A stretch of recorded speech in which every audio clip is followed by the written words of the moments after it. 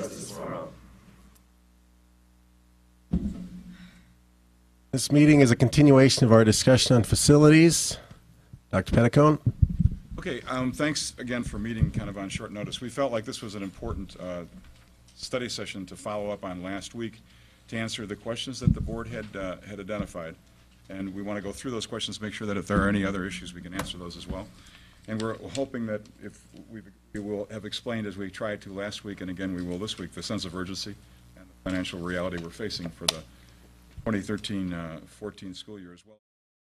The demographics, but overall what we really want to do is make sure that we consider a range of options and bring back to you later. But in June we need to present you with guiding principles and get your feedback on the options that you want us to bring forward or bring back. Ms. Grava. And so the last meeting in June, you're wanting us to give direction on what way to go. So when are we supposed to be planning these townhouses we talked about and getting? That will come after the direction that you give us in terms of the guiding principles. We really want to move forward knowing what direction you want us to go before we go out to the community.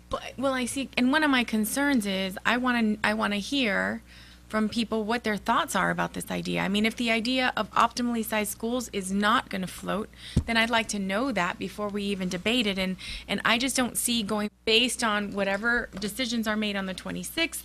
We're going to look at schools that are small, schools that are in declining enrollment, whatever the criteria is that we decide. And then I feel like we're going to be moving forward with school closure hearings and saying to the community, no, we're just getting information. Well, some of the schools that we did that with are still recovering enrollment-wise from that problem. So I have a real issue with that. This is a very, very different process. What we're coming to you with, and we've come to you twice now, and hope to answer that question, we have an economic dilemma, a serious matter. There are only a couple of ways to solve this. You could do combinations of things. You could do a lot of different approaches, but what is not negotiable, perspective of being able to operate this district, is that we do not have enough money to operate this district under any conditions with the amount of money we get in and the number of sites we have to service. So really, what we're saying, and that's what we need to have a different kind of direction at the end of the month, is unless we close schools by the end of June, we really, really need to have a direction. Go ahead. Sure. I'd asked for some information. We've got to proceed with. Well, and I think that my issue is I need that information to make a decision. So if you need a decision from me, then I need some information in order to base that on. Okay. Can I ask how would that be? Since this is it makes a difference for me because if we're talking, I need that information to make a decision. So if you need a decision from me, then I need some information in order to base that on. Okay. Can I ask how would that be? Since this is it makes a difference for me. Okay. Can I ask how would that be? Since this is it makes a difference for me. Okay. Can I ask how would that be?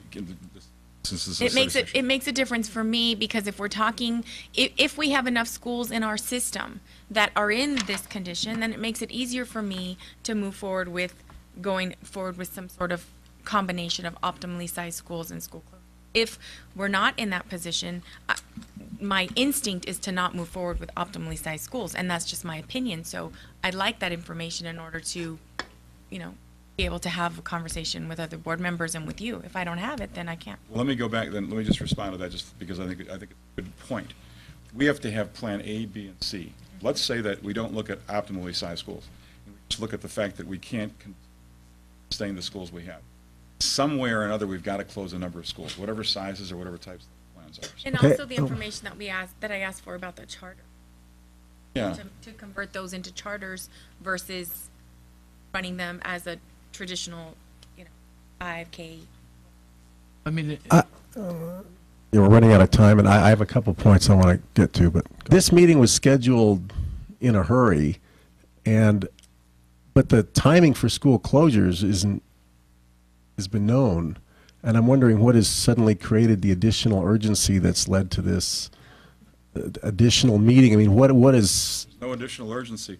This has been talked about for over a year. Now what we're facing is the reality with budget, number of students that we've lost, and the prognosis for what's going to look like in this district in terms of budget, that we cannot avoid this discussion any longer. And so, well, I guess my question is why, if, you know, we're here, we're suddenly scheduling this meeting, which was difficult to schedule. If this was all necessary on this timetable, then why wasn't this happening a month ago or 2 months ago, so it wouldn't be so rushed? we've been talking about this for some time, and quite frankly, with all the other things that have been going on in the district in terms of trying to manage the other things we've been dealing with, this was pending. There was no question that we had to look at school closures, and we talked about that over a year ago. It's just a question of we can't afford to ignore this issue any longer, and that's why we've got to face it now. If we're going to have work, we've got to address this issue. And this is pretty compressed right now, what we're doing. Every time we come to the board with anything at all, there's a concern about whether or not it's on time or not on time. We tried to deal with this thing over a year ago. We talked about school closure. It was not something the board really wanted to deal with at that point. So we've talked about it, we've managed it, and this is the point where we're coming to you to say, we know now with what we've looked at in terms of our budget prognosis, we lost 1,000 more students this year. Thought we were going to lose. We're in a financial desperate situation. We have to deal with it. And we can talk about whether we should have done it 3 months ago or a year ago. But the bottom line, Dr. Stegeman, is we have to make a decision now for what's going to happen in the 13-14 school year.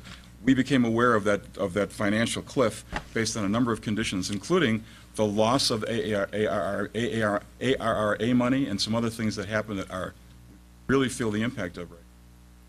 I mean, that's where we are. And then my last point, and I know Mr. Hicks has something he wants to say, is, I'm just repeating last time, I think politically there's no possibility of passing a facilities bond in 2013. I just think that isn't going to happen whether we like it or not. And I, for that reason, would personally have a very difficult time supporting any option that makes that assumption. I'm not opposed to closing schools, but I am opposed to closing a school that we haven't even given chances to. And I'll be honest with you, I don't think we've done or we're doing anything in regards to getting these kids back to TUSD. It's just been said, we're bleeding students. What are we doing to get these students back? Closing our schools? The only thing that closing our schools is telling the public is we're throwing the white flag up. We're surrendering. We're giving up. East side, 90% of these school closures are going to be on the east side. You've already said it. You said there's no growth on the east side. So we're going to get rid of, so what are we doing? Shrinking the district down to, Alvernon Way and west? I have real issues with this, and I have real issues with how this is being done and the rapidness of this, because last I remember, we weren't going to be looking at closing schools, and that was a discussion that you had. What we said This is what I remember, the discussion wait a minute. from you Right. in regards to me.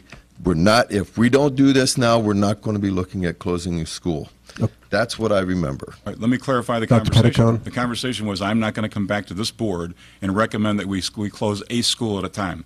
That if we're going to do this, and this board remembers this, it's going to be a strategic approach to closing schools once, so that we solve this problem. Never. And what we're coming to you with is first identify the problem, and then let's look at the options that make sense, and give us an idea of where you want us to go with it, because we got to do something. We're going to have to wrap this up pretty quick, Mr. Hicks. Well, I mean, if all predictions are correct, we might as well close all the schools in the district, because we're bleeding students and we're continuing bleeding students. Some people laugh about this, but that's exactly what you're saying. We are bleeding students left and right. Every year we're losing thousands of students. Am I correct or not?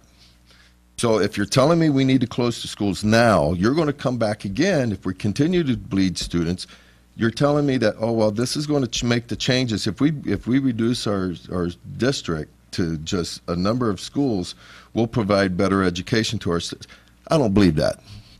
I don't believe that at all. A great education doesn't come from your facilities. It does not come from, I can teach my class out inside the yard over at Pima College West Campus without anything else. So, and I believe they get a quality education.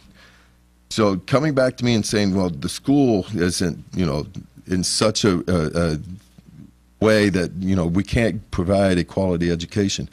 I'm sorry, I don't believe that story, and I won't believe that story, because as a teacher of over 23 years, I can teach my class out in the courtyard, whether or not, it's raining or whatever. That can be done. Now, is it ideal? No. But telling me that, we're going to close schools now, and then 5 years now, or 3 years down the road, or 2 years down the road, oh, well, we're losing more students, so now we got to close more schools. I don't see an end. That's Okay. And that's as a layman sitting on this side of it going, what are we doing now to get kids back into our schools? Apparently nothing. What we're doing is we're closing schools. Okay, I'm going to let Dr. Pedicone respond, and then But if you're asking what we're doing to recruit people who are leaving us, we can't do that when we have the debacle that we've had in this boardroom on several issues that have hit the community and affected our community in very, very difficult ways.